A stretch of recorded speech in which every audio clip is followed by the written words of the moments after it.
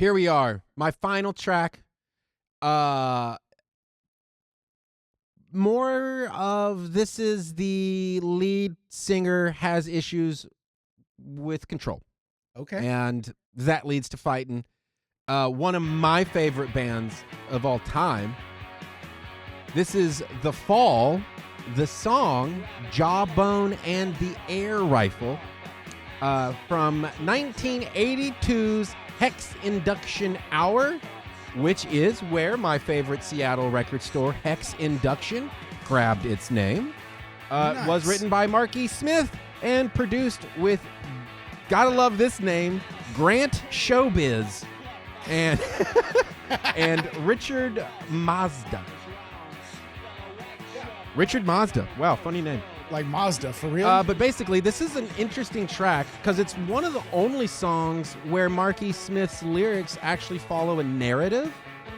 Usually, he's just kind of a bit more like open-ended. It's all cerebral. You just kind of come up with your own evaluation. Yeah. But the lyrical theme of this one is that it actually follows a rabbit killer, a poacher, if you will, who experiences horrific hallucinations seeing advertisements become carnivores and road workers turn into jawbones.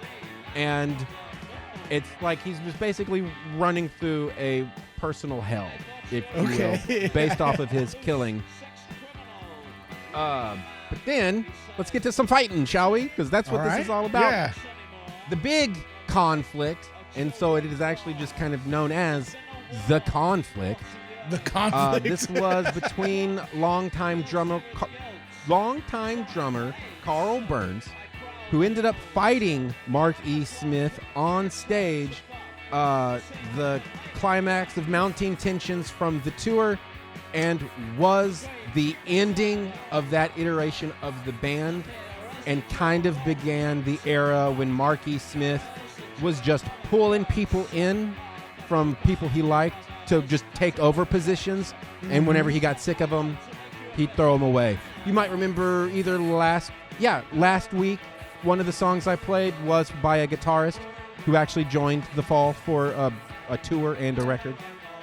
I forget what that was though, but anyway. So the aftermath, Smith reportedly threatened to attack other members with the microphone and strangle them with its cord. And he's the type of guy that when you look at him, you don't believe he's making stuff up when he says something. And so it basically kind of disrupted the whole set, and he just kept threatening through the entire show.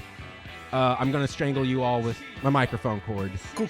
And it got intense. But then basically, so this event is widely cited as one of the most chaotic / legendary and dysfunctional moments in the band's history. And everybody that was there got to watch one of the biggest post-punk bands of the era completely fall apart and become nothing ever again after the show was over. But other notable instances was at the 1999 Reading Festival. Smith showed up wicked plastered, and he just kind of already had blood all over his face and his hands. What? And would basically stop the set to just start picking fights with people, and would do a little bit of that, a little fighting. And then in 82, he also fired guitarist Mark Riley on stage during the band's Australian tour.